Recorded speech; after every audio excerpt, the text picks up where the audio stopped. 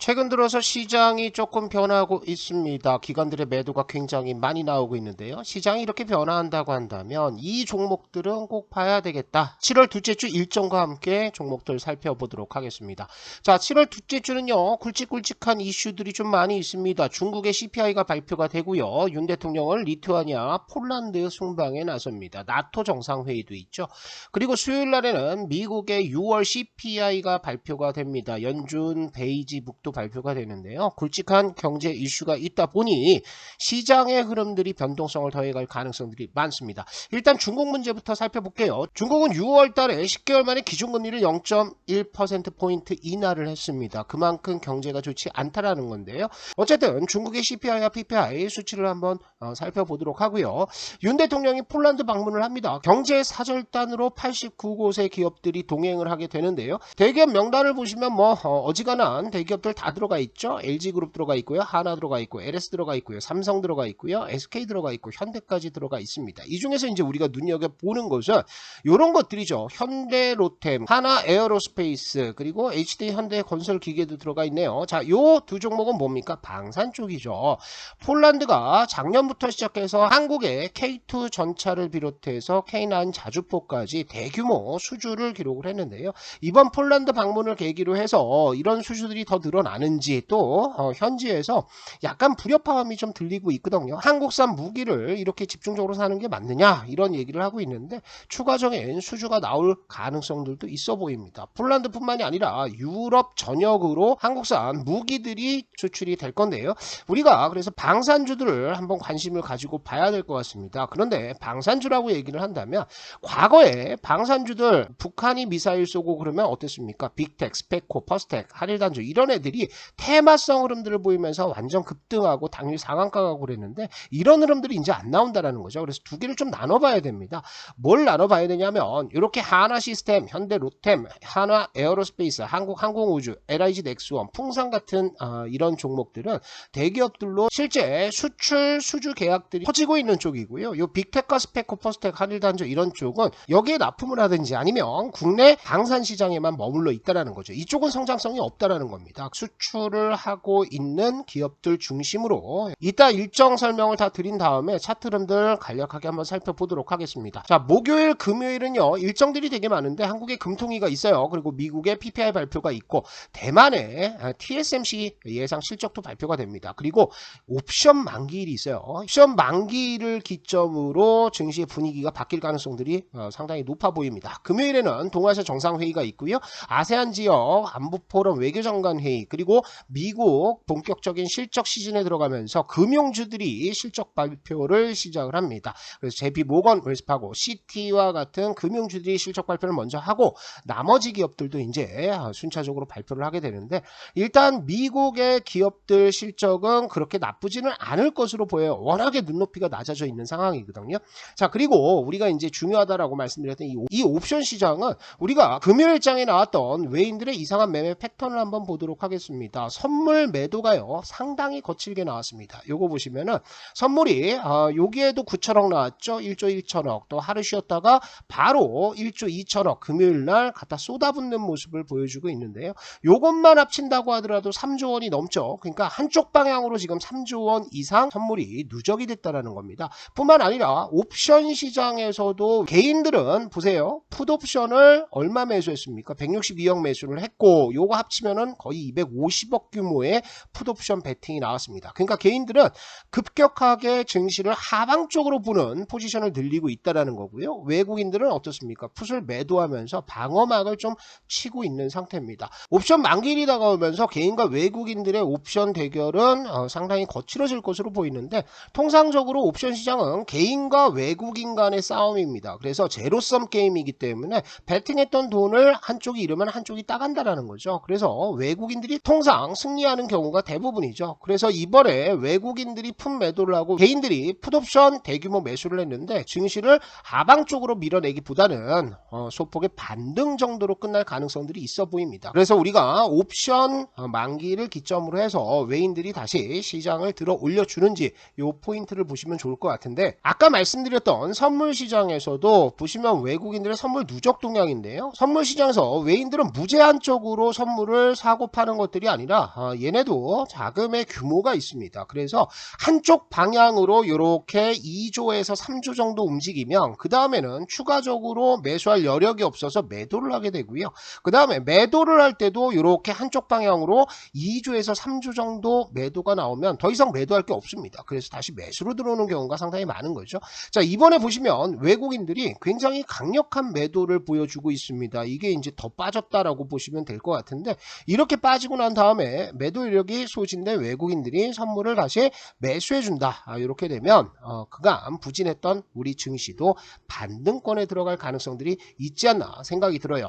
자, 최근 들어서 반도체 업종들 기관들이 이탈을 하고 있습니다. 외인들은 여전히 매수를 하고 있는데, 센티에 영향을 줬던 것은 이런 뉴스들이죠. 미중 반도체 분쟁이 격화가 되면서 중국이 갈륨과 게르마늄 수출 규제를 예고를 했습니다. 옐런 재무부 장관이 방중하는 일정에 맞춰서 이렇게 정치적인 공세를 피우고 있는 것인데, 갈륨 같은 경우에는 우리가 반도체 만들 때 질화 갈륨 화합물을 만드는 데 쓰이는데요. 중국이 갈륨 수출 제한을 한다라고 했을 때 반도체 생산이 완전 중단되는 것은 아니냐, 이런 우려들이 나오면서 기관들이 반도체 업종을 일제히 매도하는 모습을 보여주고 있습니다. 그런데요, 상식적으로 생각해 보시면 중국이 이 갈륨 수출 제한을 하면서 반도체 생산에 차질이 온다라고 했을 때 미국만 피해를 받느냐? 그렇지 않죠. 중국도 심대한 타격을 받을 수밖에 없습니다. 그렇기 때문에 중국이 갈륨과 게르마늄 수출 규제를 한다라는 것들은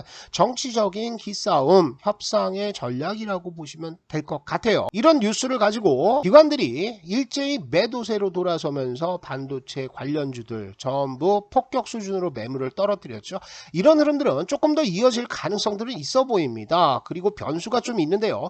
방중하는 옐런이 굉장히 유화적인 제스처와 강경한 태도를 같이 보여주고 있습니다. 오해를 피할 수 있는 소통의 기회라고 생각하고 미국의 국가 안보 보호를 하겠다. 이건 두 개가 상충이 되는 것들이죠. 그래서 반도체 단판을 하는데, 반도체의 성장성에 대해서는 크게 우려를 안 해도 됩니다. 왜냐하면 반도체는 업황이 지금 완전 박살났다가 바닥에서 살살 돌아서고 있는 상황이고요. 여기에 AI가 버블이다라고 얘기를 하는 사람들이 굉장히 많지만, 미국이 AI 반도체의 대중국 수출을 금지한 이유는 이것이 굉장히 중요한 산업의 근간이기 때문에 그렇죠. 괜히 미국이 중국을 건드리기 위해서 엔비디아의 A800 보급형 AI 반도체까지 수출 규제하려고 하는 것이 아니죠. 그만큼 중요하기 때문이라고 보셔야 되겠죠. 시장의 흐름들이 일주일 내내 하방 쪽으로 방향을 잡고 종목들이 무너지면서 투자 심리가 상당히 안 좋은 분들이 계신데요. 당산주 차트를 보기에 앞서서 워렌 버핏과 찰리 멍거의 이야기들을 좀 들려드리겠습니다. 워렌 버핏이 이렇게 얘기를 했습니다. 찰리와 나는 우리가 아주 큰 부자가 될 거라는 걸 늘 알고 있었지만 우리는 결코 서두르지 않았다. 서두르지 않는 거죠. 투자자들은 평균을 조금만 능가하더라도, 그리고 레버리지만 쓰지 않는다면 일생 동안 부자가 안 될래야 안 될 수가 없다. 본인의 분수에 맞게 소비한다면 말이지. 복리라는 것은 그런 것이다. 결국에는 여러분들 급하게 여기저기 테마주 쫓아다니면서 단타에 치중하지 마시고 이 복리의 마법을 누리라는 거죠. 제가 드리는 주도 업종을 가지고 때를 기다리시면 되는 겁니다. 찰리 멍거도 이런 얘기를 했습니다. 대중을 따라 하는 것은 평균으로 후퇴하겠다는 말이다. 장기적으로 뛰어난 투자 성적을 얻으려면 단기적으로 나쁜 성적을 견뎌내야 한다. 투자란 몇 군데 훌륭한 회사를 찾아내요. 그저 엉덩이를 붙이고 눌러 앉아 있는 것이다. 이렇게 얘기를 했습니다. 세계에서 가장 돈을 많이 벌고 가장 성공한 투자자라던 이 두 분의 말의 핵심은 뭡니까? 단기적인 흔들림에 따라서 여기저기 단타 친다고 쫓아다니지 마시고 좋은 종목들, 주도 업종들을 골라서 그것을 조정이 나온다고 하더라도 버티고 있으라는 얘기죠. 여러분들 잊지 않으시면 좋을 것 같습니다. 자, 오늘 자료는요, 제가 강한주식연구소에다가 올려놨습니다. 이 글로벌 매크로 지표 해설도 여러분들이 보셔야 되는 밸류 체인들 자료들, 또 투자에 유용한 자료도 상당히 많이 있습니다. 최근 시장이 안 좋았음에도 불구하고 파동 추천주들의 흐름들은 굉장히 좋았습니다. 강한주식연구소에서 추천드리는 이 파동 추천주들은 그냥 단타 종목들이 아니죠. 추세적인 상승이 나올 수 있는 구간들을 잡아드립니다. 그래서 조선 내화도 급등하면서 100% 가까운 수익이 나왔고요. 7월 4일 날 말씀드렸던 대원강업도 역시나 자동차 업종의 급등에 따라서 주도업종 편승하면서 65%의 수익들이 발생을 하고 있습니다. 큐렉소 같은 경우에도 역시 70% 가까운 거의 100% 가까운 수익들이 나오면서 수익률들이 상당히 좋은데 이런 종목들뿐만 아니라 여러분들이 앞으로 큰 부자가 될 수 있는 자료들 상당히 많습니다. 설치하시는 방법은 우리 유튜브의 설명란 그리고 첫 번째 고정 댓글에다가 제가 링크를 올려놨으니까요. 링크 따라 들어오시면 좋을 것 같습니다. 자, 방산주들의 차트를 살펴보기에 앞서서 코스피 시장을 보면 코스피 지수가 올해 지켜왔던 이 추세선을 이탈하는 모습을 보였습니다. 그렇다고 해서 이게 하락 추세로 가느냐? 아직까지 하락 추세라고 보기는 어렵고요. 옵션 만기를 전후로 해서 외인들의 선물 매수가 들어오면서 다시 이쪽으로 복귀하는지를 보시면 좋을 것 같습니다. 코스닥 시장은 약간의 왜곡이 있죠. 이렇게 올라갔던 것은 에코프로 형제 배터리 쪽의 급등으로 올라간 것이고요. 목요일 금요일에도 배터리 쪽이 올라가고 있는데 지수가 빠졌다는 것은 다른 종목들이 거의 다 박살났다는 겁니다. 지금 코스닥 시장은 완전 침체권에 들어와 있습니다. 여기서 추가적으로 하락을 무서워해서 매도를 하느냐 아니면 그냥 버티느냐 둘 중에 하나를 고르셔야 될 텐데요. 지금은 매도해서 실익이 거의 없죠. 오히려 지금은 매수를 해야 될 때다. 하루 이틀 아니면 일주일 정도의 조정이 나온다고 하더라도 그 다음에 더 빠르게 종목들이 회복될 가능성들이 많기 때문에 지금은 겁내지 않으신다.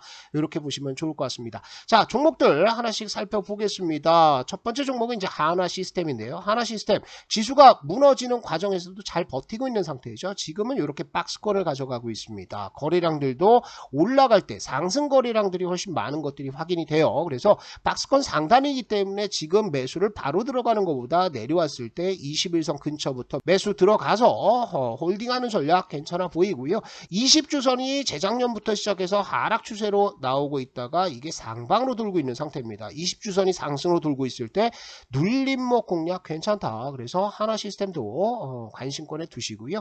현대 로템 같은 경우에는 우리가 수익을 굉장히 많이 낸 종목이죠. 지금 파동의 흐름들을 본다고 하더라도 4번, 5번, 6번 갔다가요. 7번 갔고요. 8번 갔고 여기서 9번 나왔죠. 그리고 10번으로 가고 있습니다. 그래서 요 흐름들은 대세 상승으로 계속 진행 중이다. 다만 4만원대의 마디 가격대 요것을 돌파하기 위해서는 상당한 힘이 필요합니다. 그래서 아침부터 거래량이 쭉 쏟아주는지를 보시면서 대응을 하시면 좋을 것 같습니다. 하나 에어로스페이스 역시 파동 괜찮죠. 4번 나왔고요. 5번 진행 중입니다. 그래서 5번이면 적어도 여기까지 단기적으로 올라간다. 그런데 하나 에어로스페이스는 주봉상 보시면 완전 뚫어버렸죠. 여기 4번, 5번, 6번 나왔고 5번 나와서 또 6번 나가서 이렇게 이격이 벌어지잖아요. 그러면 이게 내려왔다가 10주선 왔다가 볼린저 밴드 상단을 다시 돌파하기가 좀 어려울 수도 있습니다. 하나 에어로스페이스는 주봉상의 이격이 좀 줄어드는 것들을 보신다라고 생각하시면 될 것 같고요.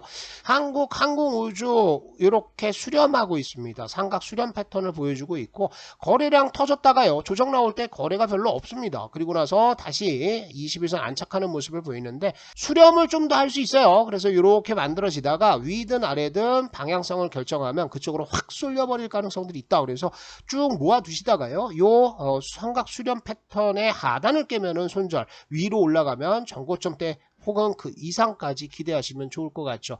자, 그 다음에 LIG 넥스원 바닥권에 있습니다. 이렇게 LIG 넥스원도 수렴 과정에 들어가고 있는 상태라서요. 이거 내려오면 본다. 그래서 21선부터 매수 관점으로 접근하셔도 좋을 것 같습니다.